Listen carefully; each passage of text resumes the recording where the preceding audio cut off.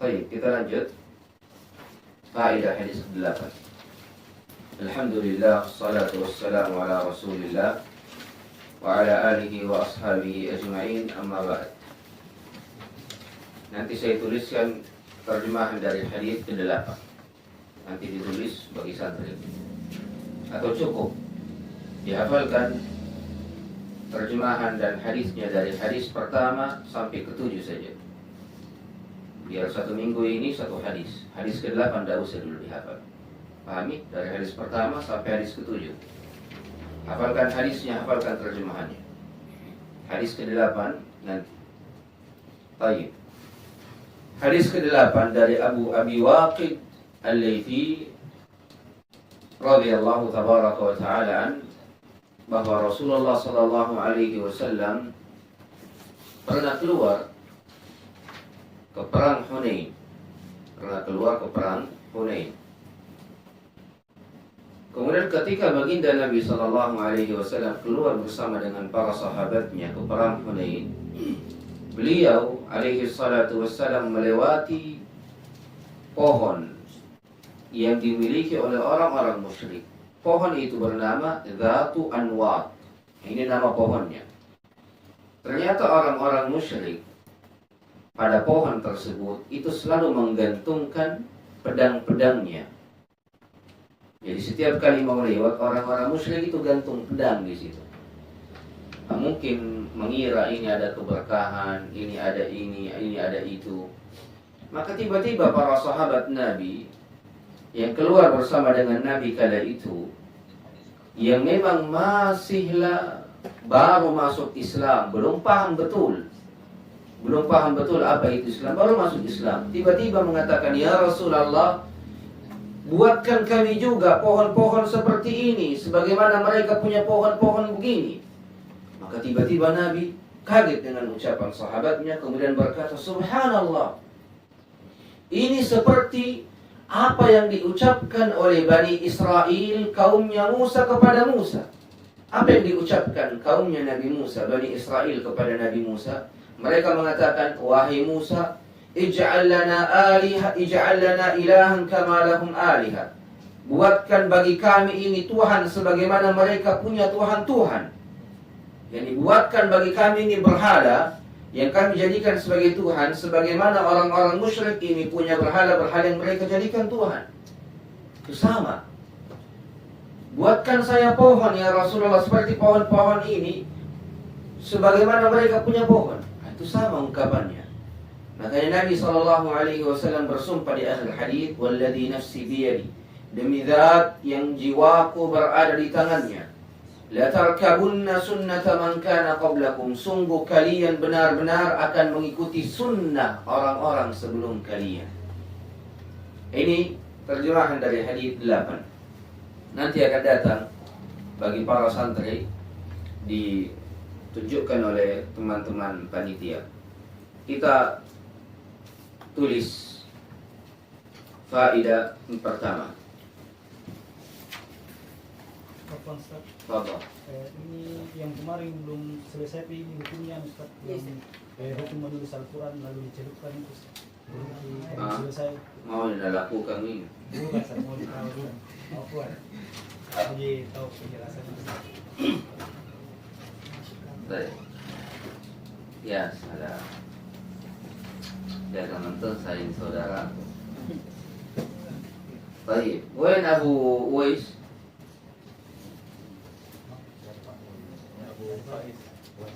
Abu Uwais. Iya, Hasan Ustaz. Yang siapa lagi namanya satu? Abu Faris. Abu Uwais Wen. Abu Uwais. Hafal. Tidak ada yang punya. Tidak ada yang punya. Mungkin harus Baik. Apa hukum menulis Al-Quran pada sesuatu kemudian dicelupkan dan meminumnya?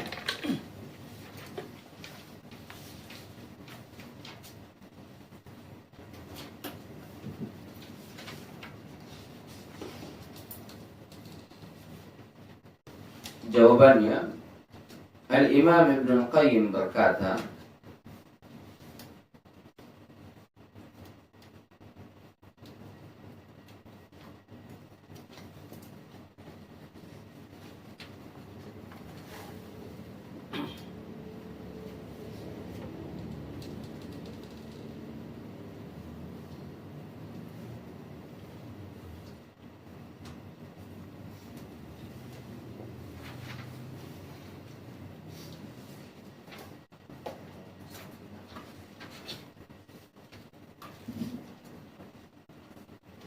beberapa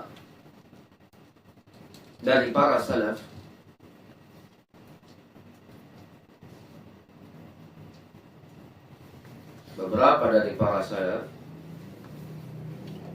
membolehkan hal tersebut.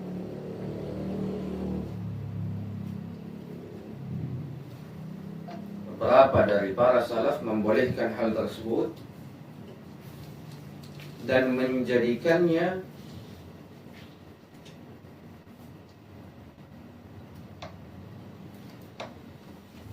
sebagai bahagian dari obat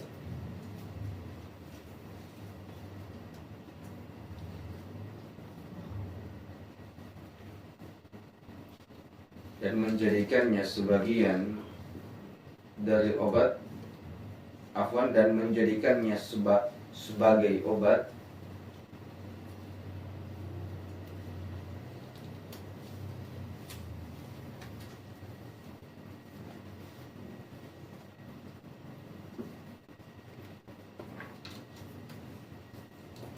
dengan Al-Quran.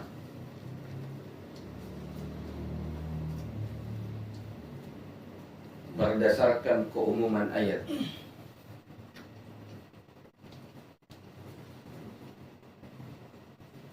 Berdasarkan keumuman ayat.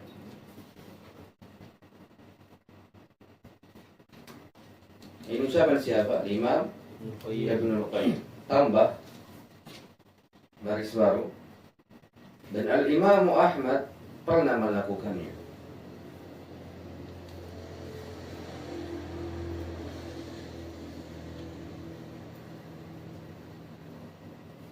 Berdasarkan ucapan anaknya Abdullah. Berdasarkan ucapan anaknya Abdullah,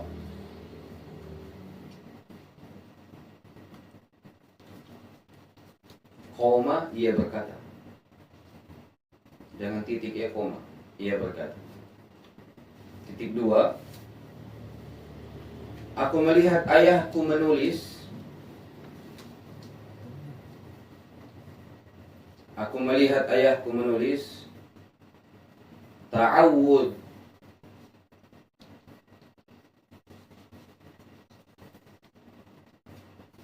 dan ayat-ayat perlindungan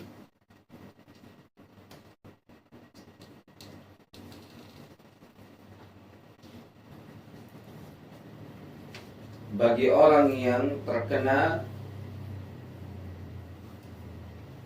demam.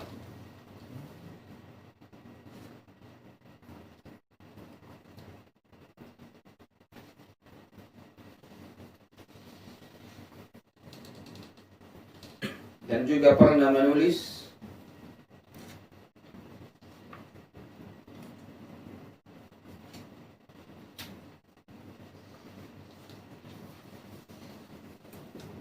untuk seorang wanita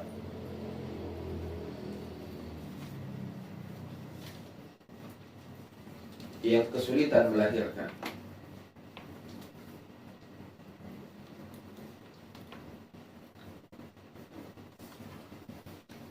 Cukup. Jadi apa hukum menulis Al-Quran pada sesuatu dan meminumnya? Al-Imam Ibnul Qayyim berkata, beberapa dari jamaah para salaf membolehkannya dan menjadikan hal tersebut sebagai obat dengan Al-Quran. Dan Imam Ahmad pernah melakukannya berdasarkan riwayat dari anaknya Abdullah. Beliau sendiri berkata, aku telah melihat ayahku menulis ta'awud dan ayat-ayat perlindungan untuk seseorang yang terkena penyakit demam. Dan menulis seorang wanita, dan menulis untuk seorang wanita yang kesulitan melahirkan. Nah, berarti menunjukkan kebolehannya. Dan memang ketika kita melirik kepada ayat Al-Quran, "Tunazzilu minal Qur'ani ma huwa shifaa", kami telah menurunkan, kata Allah Azza wa Jalla di dalam firman-Nya, kami telah menurunkan apa-apa yang berada di dalam Al-Quran sebagai obat. Tidak ada dikatakan sebagian saja atau sepertiga saja, tapi Allah katakan sebagai obat seluruhnya. Maka ini masuk dalam makna-makna tersebut. Pahami? Baik. Faedah pertama dari hadis ke-8, Zatu anwat adalah, jadi kalau kita ditanya apa itu zatu anwat, jangan sampai cuma tahu namanya zatu anwat, zatu anwat.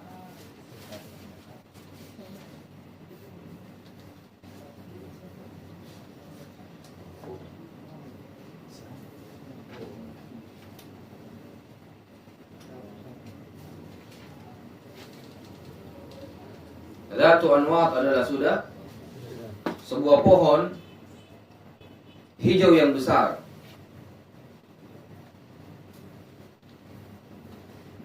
Sebuah pohon hijau yang besar, yang kita bilang pohon daringi, tidak, pohon hijau yang besar.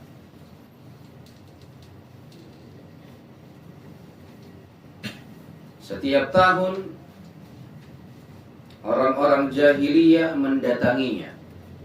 Setiap tahun orang-orang jahiliyah mendatanginya untuk mengagungkannya, untuk mengagungkannya.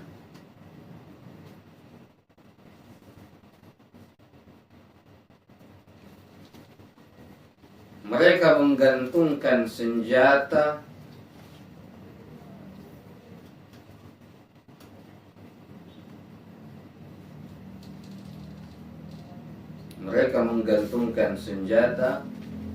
dan menyembelih hewan di dekatnya. Dan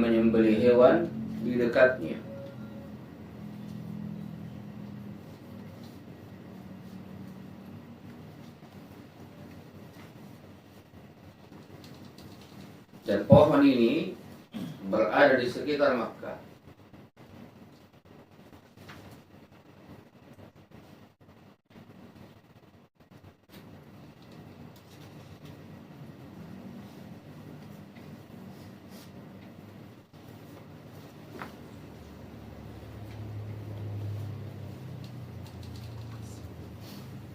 Ini terkait Zatu Anwat. Jadi kalau saya tanya apa itu Zatu Anwat, Umar jawab sebuah pohon yang besar, hijau. Setiap tahun orang-orang jahiliyah mendatanginya, menggantungkan senjata dan menyembelih hewan di dekatnya, dan pohon ini berada di sekitar Makkah. Itu jawabannya. Baik. Faedah yang kedua.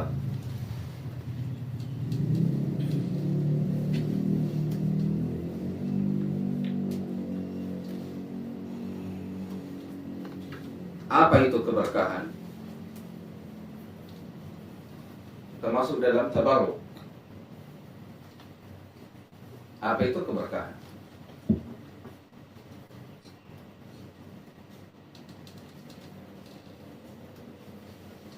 Man yaktub hada? Siapa yang menulis ini? Siapa? Ada.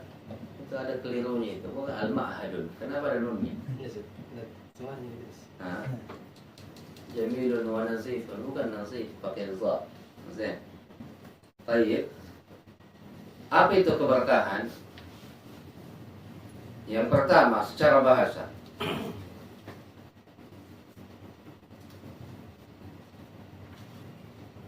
Yang pertama, secara bahasa adalah az-ziyadah.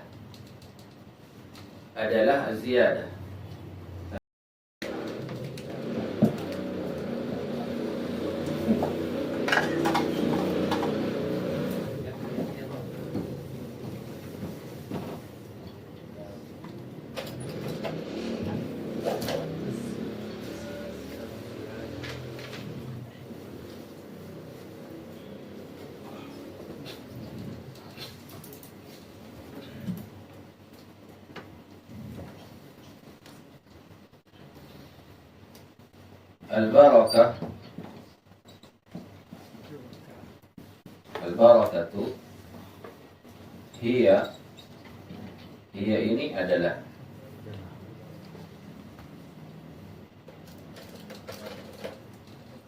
az-ziyadah.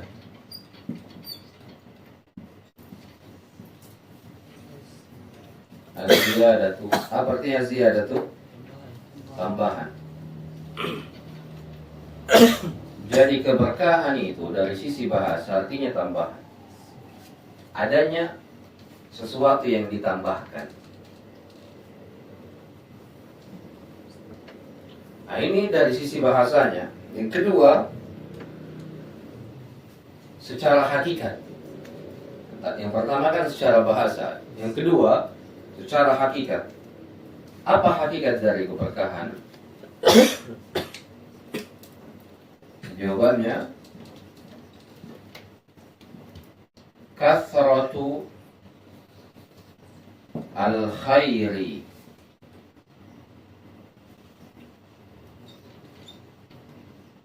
wastimraruhu. Kathratul khairi wastimraruhu.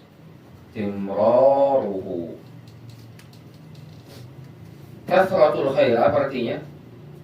Banyaknya kebaikan. Kathratul khair, banyaknya kebaikan. Wa, dan istimraruhu, tetapnya. Jadi bukan cuma banyak, tapi dia kebaikan itu tetap dan berlanjut.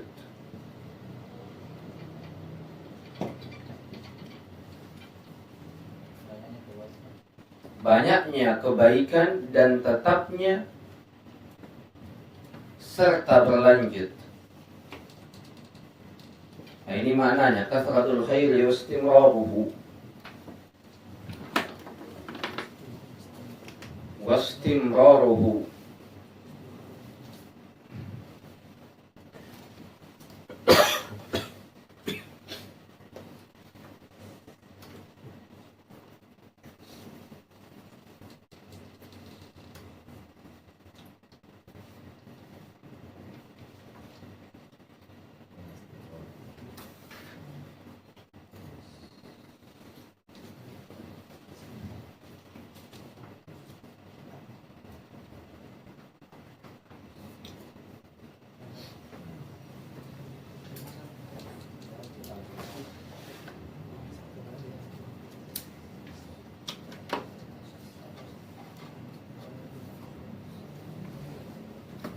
Dipahami?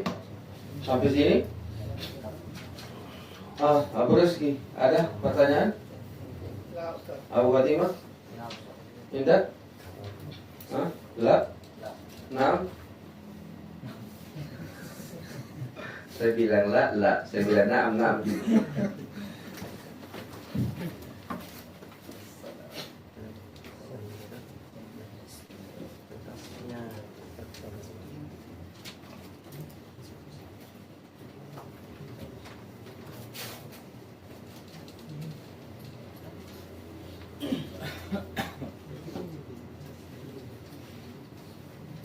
Baik.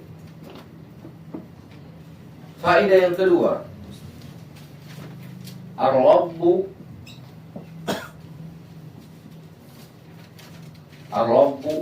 huwa al-mubarik. Al-mubariku. Apa itu Ar-Rabbu? Allah adalah pemberi keberkahan.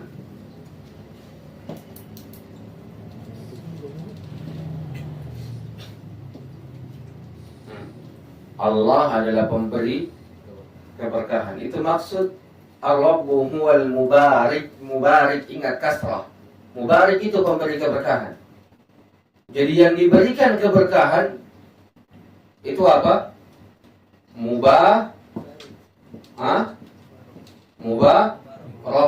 Mubarakun pakai fathah. Ini yang diberikan. Kalau pemberi mubarik pakai kasrah. Kalau yang diberikan mubarak. Dipahami? Nah, ini dua kata termasuk dalam sisi bahasa juga, supaya kalau nazar ke sesuatu baru salah-salah ditanya. Mubarak. Yang kedua mabruk. Siapa yang sering mendengar kata mabruk? Mabruk. Tidak pernah. Gitu itu orang kalau udah tahu bahasa Arab. Tidak pernah dengar begini juga. Ada mubarak, ada mabruk. Biasa orang kalau sudah menikah, mubarak, dia bilang begitu. Ada juga orang bilang, tahu mabruk. Maksudnya, semoga diberkahi. Nah, begitu. Nah, mubarak kan pemberi keberkahan. Kalau mubarak, diberi keberkahan. Jadi kalau apa artinya diberi keberkahan? Ada harapan, semoga diberkahi. Yang mana yang paling benar sebenarnya? Dipahami? Jadi orang-orang mengatakan mabruk. Dan tahu bahasa Arab. Nah, ini istilah datang belakangan dan tidak dipahami oleh orang-orang Arab terdahulu. Orang-orang Arab terdahulu dia cuma bisa mengatakan mubarak. Mabruk itu adalah istilah yang datang belakangan digunakan untuk memberikan ucapan selamat. Ucapan selamat. Jadi kalau mau yang paling bagus mubarakun laka.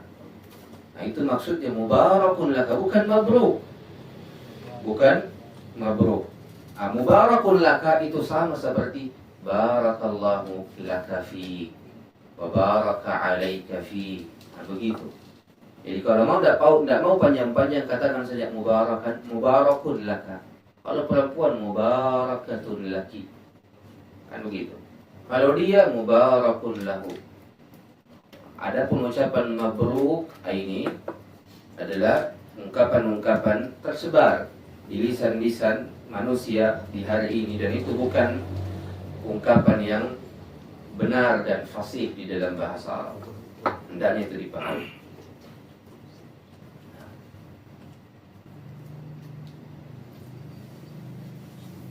Baik.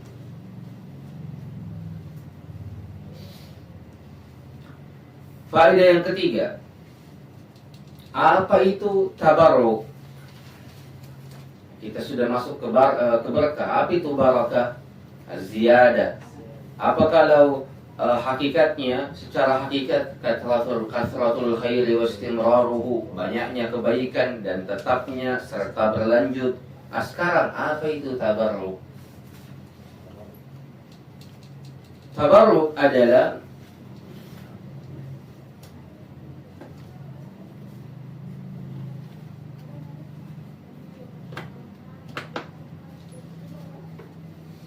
meminta keberkahan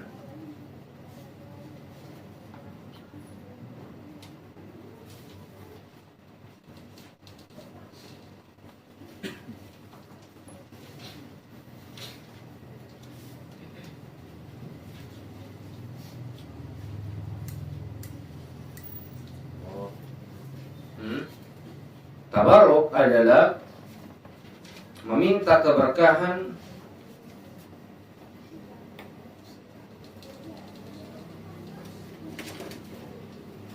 dan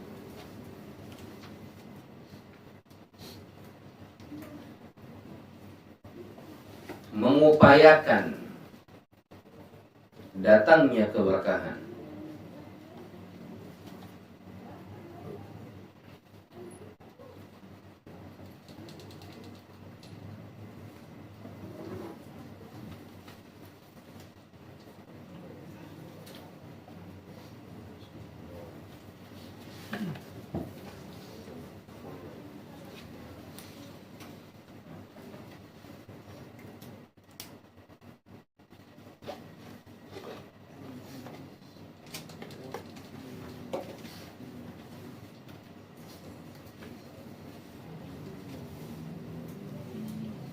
Sudah dipahami?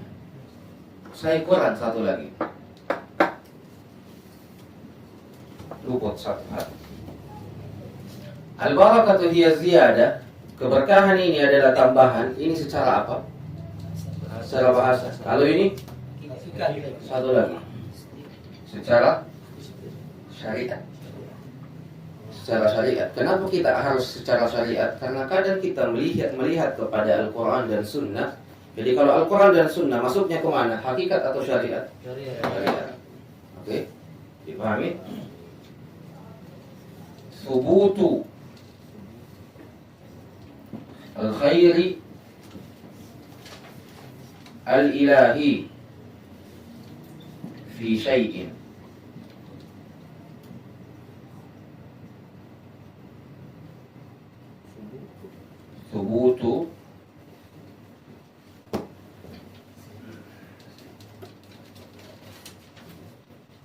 Subutu al-khairi. Apa artinya? Subutul khairi, tetapnya kebaikan. Subutul khairi, tetapnya kebaikan. Itu saja di sini. Tetapnya kebaikan. Al-ilahi, apa al-ilahi? Yang sifatnya ilahi. Apa itu ilahi? Tuhan. Jadi keberkahan yang berasal dari Tuhan. Jadi tetapnya kebaikan yang sifatnya ilahi pada sesuatu. Tuh, itu artinya. Dodong minuman, spidol kah? Dodong nih. Abu Fatimah ada. Jangan tak. Sanglin dari kopi ya, pernah spidol itu yang lagi ingat. Tetapnya kebaikan yang sifatnya ilahi, yang sifatnya adalah ilahi, sesuatu yang berasal dari Tuhan pada sesuatu. Seperti apa? Ini orang kalau membaca atau beramal atau membaca Quran bisa khatam dalam satu kali sholat. Dalam satu kali sholat khatam seperti Utsman bin Affan. Ini kan berkah namanya, diletakkan padanya keberkahan. Tapi kalau dilihat manusia yang lain tidak bisa, susah. Dipahami? Ada beritahu.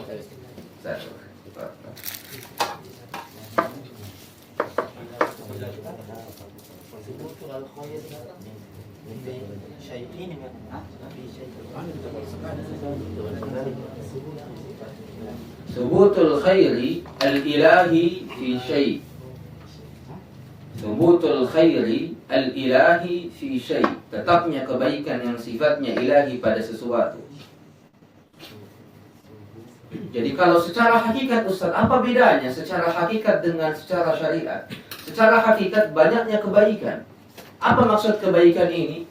Kebaikan ini sifatnya duniakah, akhiratkah, agamakah? Tapi kalau ini cuma ilahi, sifatnya Tuhan, dan sifatnya al-ilahi itu cuma ada pada agama saja, tidak ada pada perkara-perkara dunia. Dipahami?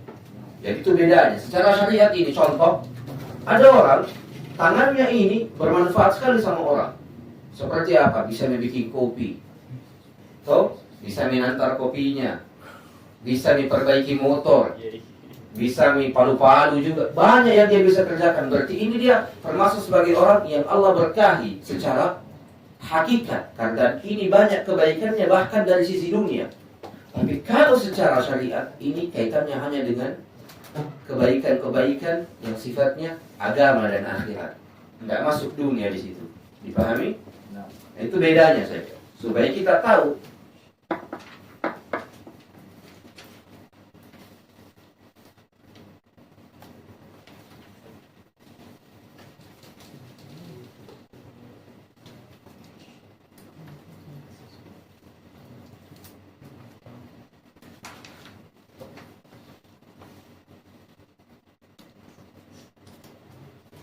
Baik.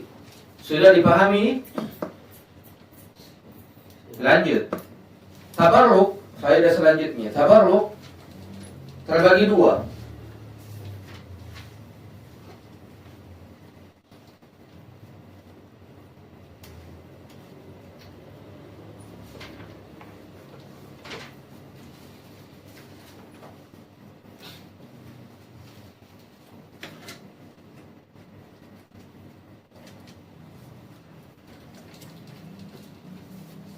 Tabarruk terbagi dua. Tabarruk masyru'un, yang disyariatkan.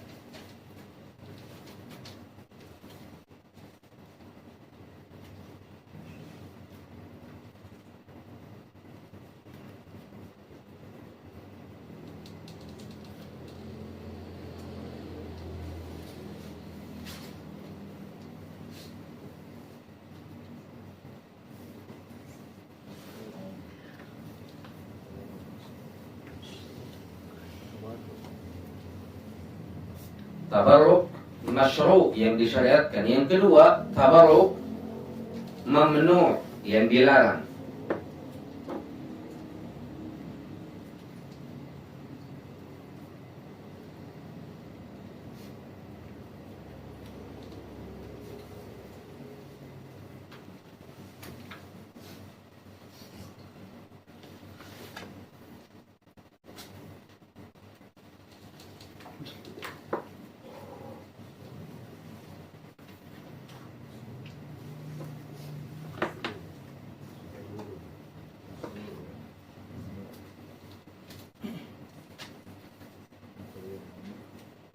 Dipahami? Sudah? Tabarruk ada berapa? Dua. Yang pertama, tabarruk masyru' yang disyariatkan. Yang kedua, mamnu yang terlarang. Tayyib. Tabarruk masyru' itu cuma 3.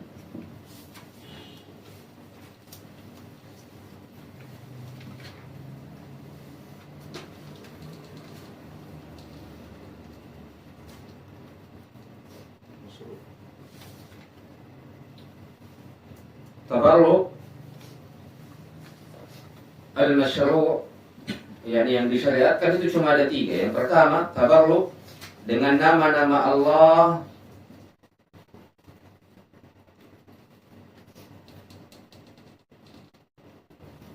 dan sifat-sifat Allah.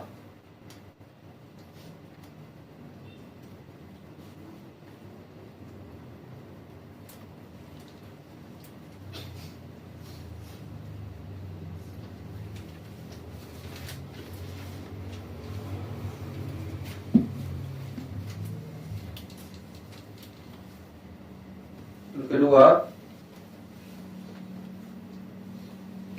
afwan. Bukan tabarruk di sini. Saya keliru, ini tawassul. Beda hal. Tayyib, afwan. Kita tidak masuk di tawassul sekarang. Dihapus. Diganti saja. Bukan tawassul. Kita tidak masuk di tawassul. Kita masih dalam pembahasan tabarruk. Kita tadi katakan tabarruk terbagi 2. Ada tabarruk masyru' yang disyariatkan, ada tabarruk mamnu yang terlarang. Ada tanfaidah selanjutnya jenis-jenis tabarruk. Jenis-jenis tabarruk. Tidak apa-apa jenis-jenis tabarruk yang disyariatkan tetap. Jenis-jenis tabarruk yang ditetapkan.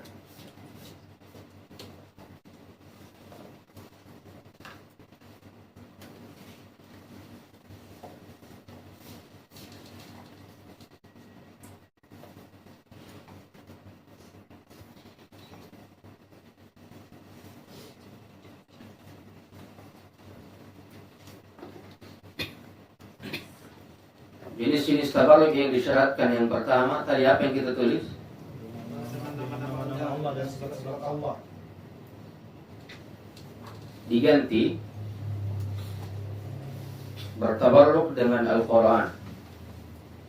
Sama, nama-nama Allah dan sifat-sifat Allah kan dalam Al-Quran. Bertabarruk dengan Al-Quran.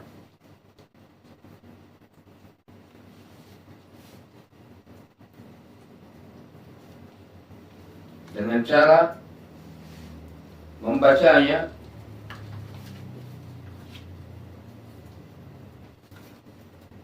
mentadabburinya, dengan cara membacanya mentadabburinya, beramal dengannya,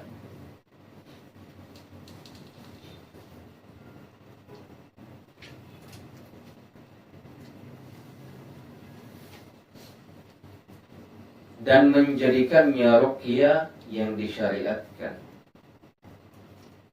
Dan menjadikannya ruqyah yang disyariatkan.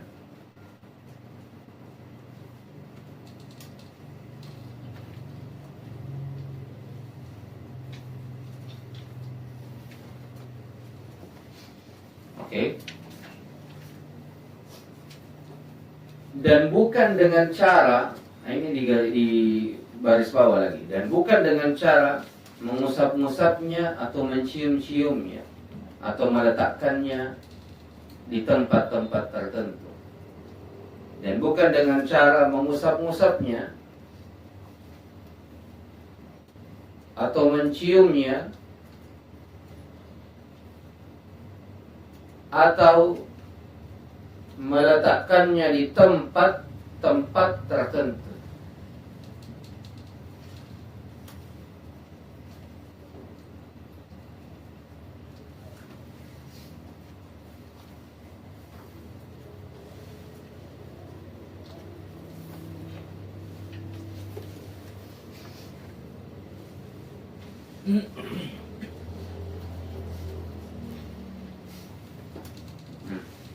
Dipahami? Yang kedua,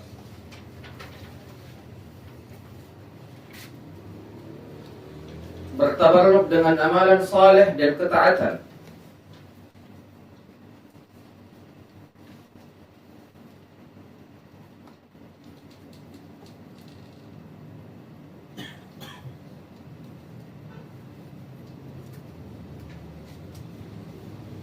Seperti salat. Seperti salat,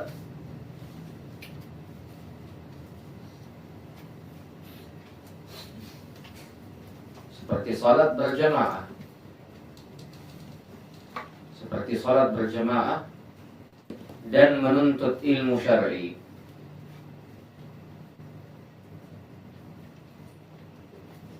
Dan menuntut ilmu syar'i.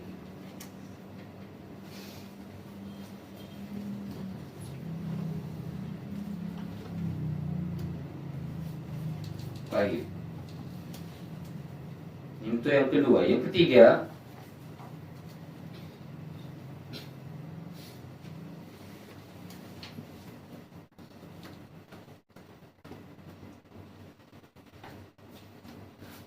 bertabarruk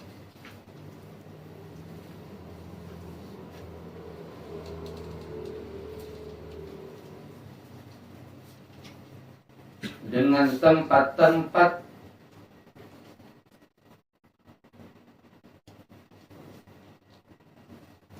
yang telah tetap keberkahannya, yang telah tetap keberkahannya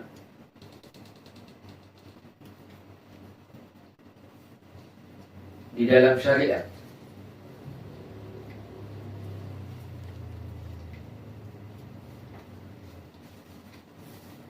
Seperti 3 masjid. Seperti 3 masjid.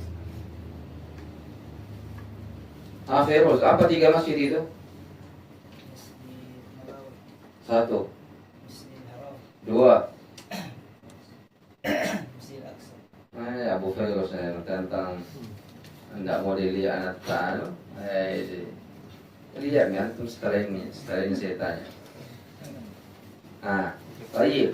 Berarti tempat-tempat yang telah tetap keberkahannya di dalam syariat, ya, di dalam syariat. Jadi jangan kita bilang, oh berarti hisnus sunnah berkah. Harus butuh dengan dalil. Harus butuh dengan dalil. Jangan sampai datang orang di sini minta keberkahan di tempat ini, tidak. Harus ada dalil. Harus ada dalil. Tulis di bawahnya, baris bawah, dan bukan dengan cara mengusap-ngusap temboknya. Hambanya itu pergi di Ka'bah, pergi usap-usap temboknya dengan anggapan, oh di sini ada keberkahan. Itu juga keliru. Bukan dengan cara mengusap-ngusap temboknya, tiang-tiangnya, atau batu-batunya.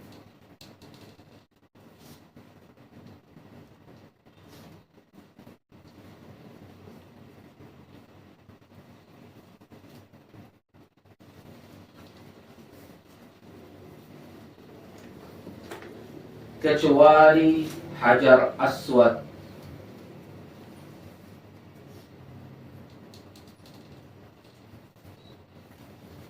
Disyariatkan disentuh atau dicium. Disyariatkan disentuh atau dicium.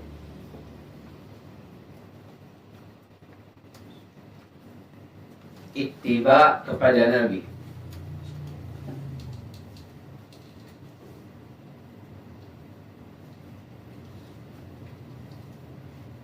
Bukan keyakinan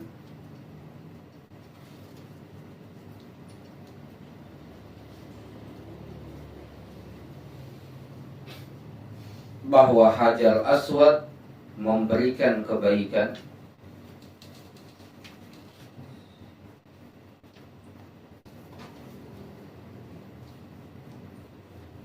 atau keburukan.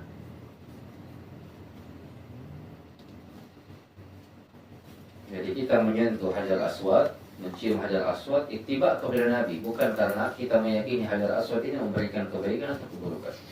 Nah, sudah ada berapa jenis? 3. Yang keempat, bertabarruk dengan waktu-waktu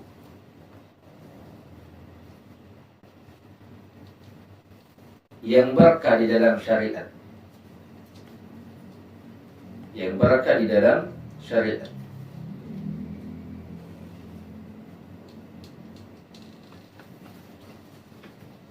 Seperti bulan Ramadan.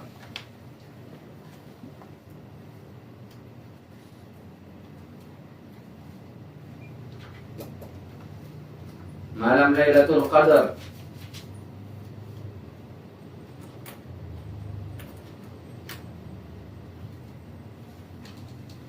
Sepuluh Dzulhijjah.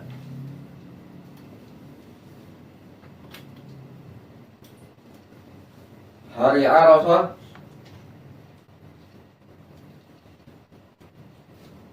Dan hari Jumat.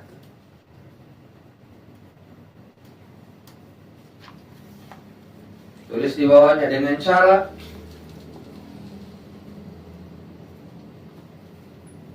memaksimalkan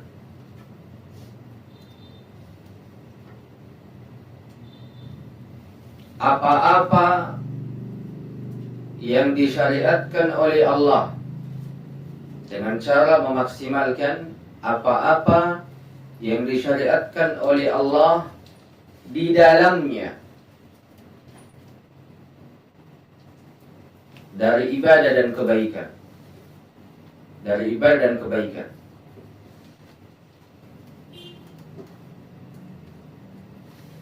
Tulis di bawahnya, bukan dengan cara meyakini, bukan dengan cara meyakini segala sesuatu yang dilakukan,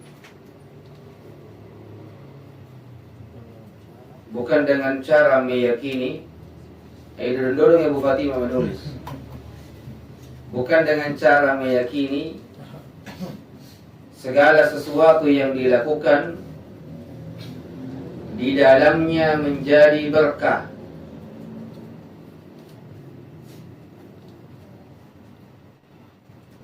Bukan dengan cara meyakini segala sesuatu yang dilakukan di dalamnya itu berkah. Diganti menjadinya itu saja. Jangan. Contoh air Zam-Zam.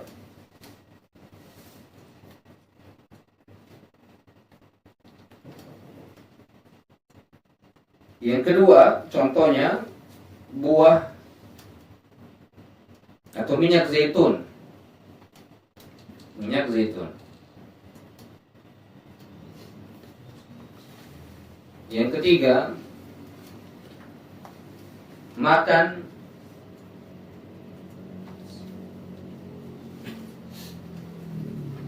dari pinggir nampan yang dekat dengan kita. Ini kalau makan berjamaah.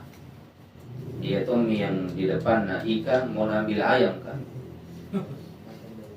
Jadi makan dari pinggir nampan.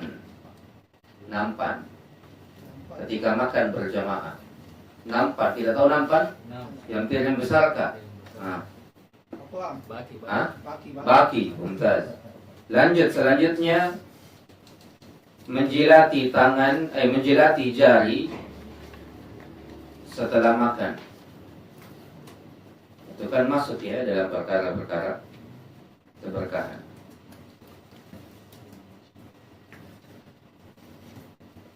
atau menjilati tangan orang lain, jari orang lain.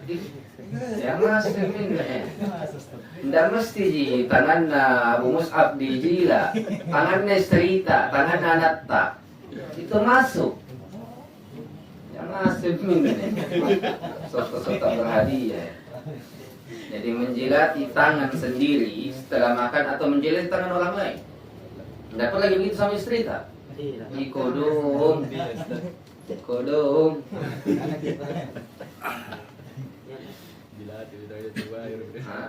Tidak mesti makan berjamaah, mungkin dikasih bimbing atau mungkin dikasih obat, ambilkan obat kasih masuk mulut, baru kan air liur tak baru dijilat juga, itu masuk di antara hal-hal yang sifatnya berkah. Apa tidak dipercaya bilang ini sumber keberkahan ini? Anda tidak begitu. Nah, jadi sebentar Abu Virus, adilati tangannya virus. Dipahami ya? Nah, nanti pertemuan akan datang kita masuk ke dalam pembahasan tabarruk yang dilarang. Tabarruk yang dilarang.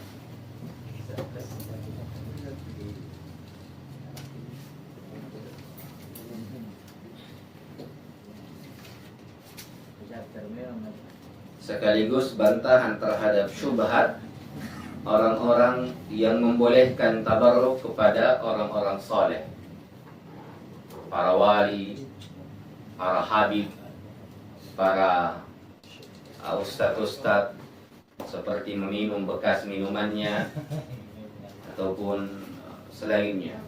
Ada 3 syubhat yang paling inti pada diri mereka, kita akan jawab masing-masing insyaallah. Itu pekan depan. Ya. Ada pertanyaan? Sudah ada? Tadi lupa catat yang mubarak. Mubarak, mabruk. Iya, artinya. Mona perbaiki sesuatu di sebentar ini. Mona kritikal sesuatu. Mubarak itu adalah kata yang lebih fasih, lebih benar. Kalau mabruk, istilah belakangan yang tersebar yang sebenarnya tidak fasih. Apa itu fasih? Di dalam bahasa Arab, fasih itu adalah bahasa yang paling sempurna. Nabi itu manusia yang paling fasih. Nanti kalau kalian belajar balaghah, ada istilah al-fasahah, tata cara mengucapkan bahasa Arab agar bahasa kita menjadi fasih. Istilahnya menjadi lebih baku. Kalau bahasa Indonesia kita ada bahasa yang baku, ada bahasa yang tidak baku. Seperti istiqamah. Ini kan istiqamah. Kalau ditulis istiqamah di dalam bahasa Indonesia pakai ko, pakai kui, itu tidak baku. Yang bakunya itu istiqamah pakai ka. Itu bedanya. Kalau kita merujuk kepada kamus besar bahasa Indonesia KBBI, maka dia mengatakan istiqamah. Istiqamah ini adalah bahasa yang tersebar karena mengikuti dialek Arab. Nah, itu maksudnya. Tapi di sisi bahasa Indonesia ini tidak diakui. Paham? Sama halnya ketika seseorang belajar bahasa Arab harus mengikuti aturan kaidah bahasa Arab. Seperti tadi ada kemarin, siapa yang bertanya, Bu Kinan kalau tidak salah, bertanya masalah antum. Apakah boleh mengatakan antum dengan orang-orang yang lebih tua? Ini antum kalau diartikan di bahasa kita artinya apa? Kamu. Kan gitu. Apakah boleh kita bilang ke bapak tak, kamu? Sehingga ada sebagian orang mengatakan tidak boleh. Tapi orang yang mengatakan tidak boleh ini salah. Kenapa salah? Karena dia sedang berbicara tentang antum yang berbahasa Arab tapi mengikatnya dengan aturan Indonesia. Tidak bisa. Bahasa Arab itu mesti dikembalikan kepada aturan dan hukum asalnya sebagai bahasa Arab. Bagaimana cara orang-orang Arab menggunakan antum? Menggunakan antum bahkan pada orang-orang yang lebih tua sebagai bentuk pengagungan. Apa dalilnya? Assalamualaikum. Ini kan diambil dari kata antum. Assalamualaikum. Kepada bapak kita assalamualaikum. Kenapa tidak assalamualaikum? Padahal bapak kita cuma satu. Karena alaika anta, tidak itu. Sebagai bentuk pengagungan menggunakan kata antum assalamualaikum, maka boleh hukum asal. Jadi begitu juga kata ini mubarak. Jangan dikatakan mabruk, mabruk, mabruk. Ini keliru. Katakan mubarakun mubarakun laka. Semoga Allah berkahi antum. Kalau mau pernikahannya diberkahi, mubarakun az-zawaj. Mubarakun ini dan itu, apa itu? Dipahami? Nah. Ada yang lain? Menunggu minta proses suami dibawa ini? Iya ada Ustaz. Ada nih? Iya. Jazakallah khairan wa barakallahu fiik. Di mana dilihat? CCTV Ustaz. Oh, bahaya. Ada sisi. Ternyata ada mata-mata. Baik. Mau pilih saya. Dipahami santri penegasannya? Hadis pertama sampai hadis 7 dihafalkan dan artinya. Hadis ke-8 hafalkan bahasa Arabnya saja. Jangan dulu artinya. Aku kasih kini waktu 1 minggu dah. Sengaja tidak ambil hadis 9 karena ada tugas yang baru. Jadi siapa yang benar-benar tidak hafal, saya akan menilainya sebagai orang yang memang tidak mau lagi belajar. Jadi kalau orang tidak mau belajar, saya cuma punya salah satu dari 2 konsep. Kalau dia tidak mau belajar, maka tidak boleh hadir di kajian saya selama-lamanya. Atau yang kedua, orang tuanya, kedua-duanya kalau masih hidup seluruhnya datang menghadap saya. Wajib. Tapi kalau ternyata ibunya yang masih hidup, maka ibunya didampingi oleh anaknya nanti juga dibawa. Atau kalau ayahnya yang masih hidup, maka ayahnya yang datang. Dipahami? Siap-siap kina binti torin tak apa-apa. Kalau tidak serius. Ini 7 hadis saja terjemahannya di. Kalau terjemahan juga tidak bisa dipahami. Karena tomanya di bahasa Indonesia ini, bukan bahasa Arab. Dipahami ya? Assalamualaikum warahmatullahi wabarakatuh.